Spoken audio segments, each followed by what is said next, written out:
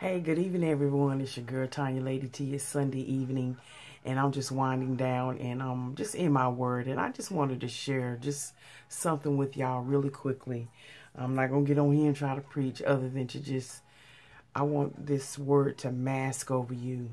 And again, this is about Nonstop November. This is just what I like to do in my quiet time. I'm coming out of the book of Mark. I'm in chapter 13, verse 41. And what this is about is when Jesus witnessed the widow's offering.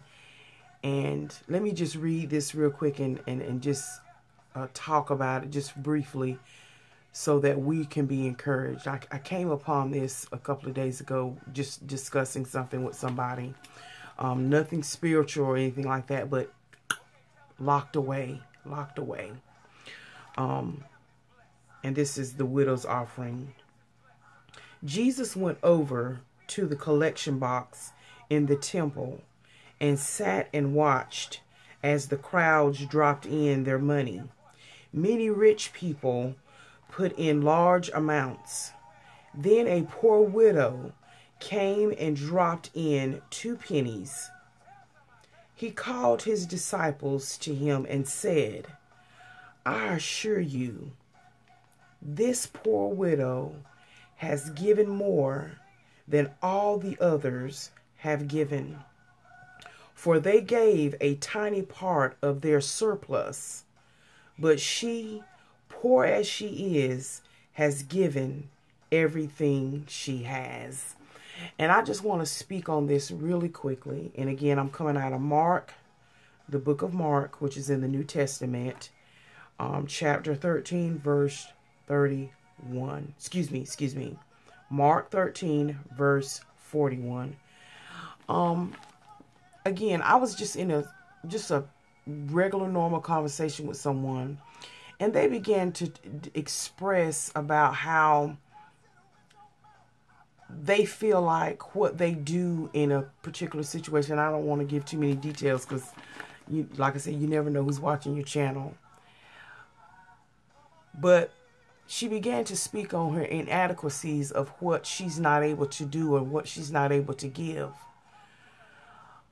And I made mention to her, as I'm reading this scripture now tonight, that sometimes silver and gold, and I came from a place of silver and gold you may not have, but what I do have, I give. And I give out of, it may be my least, or it may be out of my, as the word says, my surplus. And I'm reading out, this is my buddy, this is my friend. This Bible is kind of raggedy, but this is the New Living Translation. I love this Bible. I've had this Bible probably a good 15 years. This is matter of fact, I got 2. I got one here and one at work. I just want to speak on this, is that just in this story, don't despise the small things, because you don't know where your reward may lie, whether it's in the heavenly realm or abundantly here on earth. Don't try to size yourself up to what other people can give, because if you do that, just like in this scripture, when Jesus was making that a teachable moment, you see these other people who had much, had many, had a surplus, they gave out of that. And we sometimes look at people who have more than us, and I'm guilty. We look at people who have more than us. We look at people who may have an abundance, if you will, a surplus. And so we sort of digress, thinking our offering will not be any good.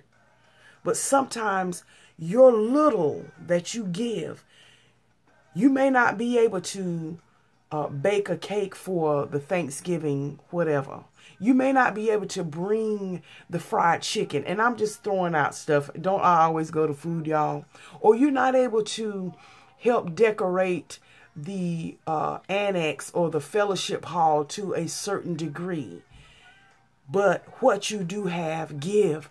When you give out of your little, when you give out of your lack, you, as the word tells us, we've given the most. So I just want to encourage your heart, and I've had to say it to myself, I've had to say it to others. Silver and gold I may not have, but what I do have, I may not have financial money to give to this cause. But guess what? I can stay and help and clean up.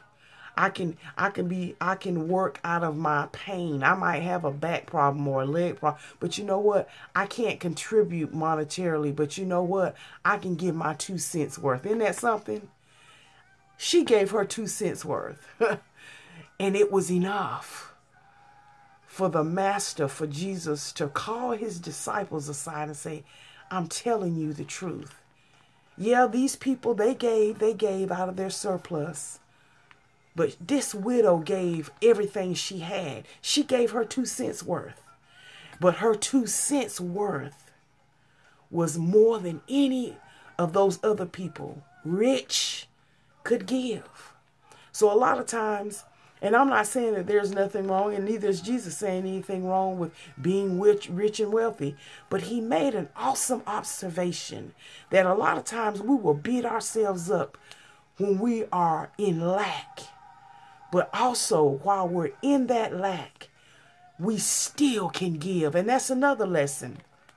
A lot of times, we feel like we can't give because we're in lack. We don't have anything to give. But again, if your giving or what you give or offer up is nothing but 2 cents, offer it up. Don't be embarrassed to be in the line with the people who are tithing or giving a love offering, or everybody's able to contribute to this family for Christmas and you barely can buy a cracker. But if you've got 2 cents, and again, that 2 cents doesn't have to be monetary. It could be your time. It could be your talent. It could be your skill set. No, you may not be like sister so-and-so and brother so-and-so who can do this and do that. You may not can go to the PTA meeting, every PTA meeting, but whatever you can give. I can't go to them maybe once a month.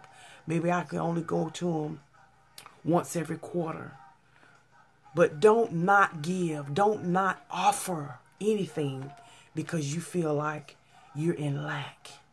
Anyway, that was just powerful to me that while I was reading, as I closed the end of my day.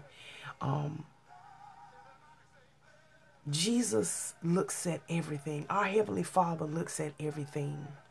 If you purpose in your heart to give your 2 cents worth, give your 2 cents worth. If that's all you have to give. Because while we're sitting back worrying about the abundance of what everybody else does and what they're able to do, so we just sit, well, my 2 cents ain't gonna make a difference. My vote ain't gonna make a difference. My, you know, whatever the case may be, give out of your lack, because you don't understand the power that you've given more than any of those who gave out of their surplus. So anyway, like I said, I'm not trying to preach or anything, but that was just powerful to me. But anyway, again, this is Nonstop November. I'm getting ready to take off my face and again, close myself in with the Lord with a little bit more prayer. And guess what? I'm getting into bed, y'all.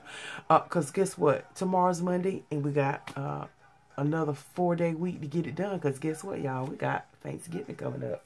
So anyway, y'all just stay tuned for more videos. And I think my mom's getting ready to ramp up her Thanksgiving meals on Come On In. But anyway, as you can tell, my voice is starting to deepen, and I'm getting tired. But anyway, I just wanted to share that with y'all. Love you. God bless. And may the peace of the Lord be with you. Y'all have a good night. Bye.